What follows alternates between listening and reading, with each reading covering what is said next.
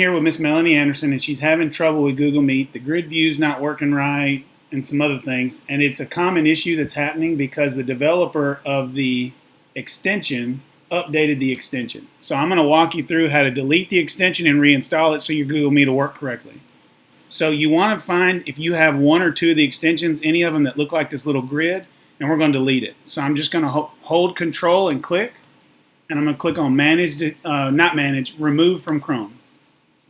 And remove. So I removed that one, and now I'm going to remove this one. And to get this menu of choices, I'm just going over the extension, holding down Control on the keyboard, and then clicking and saying Remove from Chrome. So now both the extensions are gone, right? And those extensions are what allowed Grid View to work.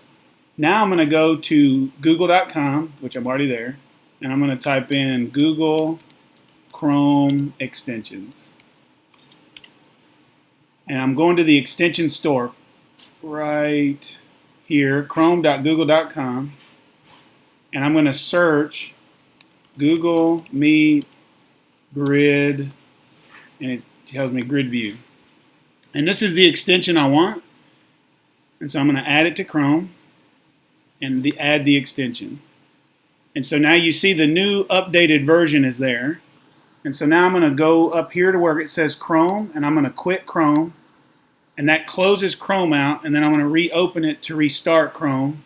So now the grid will work. So let's test it. So I'm going to go to meet.google.com, and I'm going to start a Google Meet. And so here we are. Miss Melanie doesn't want to be on camera, but she is.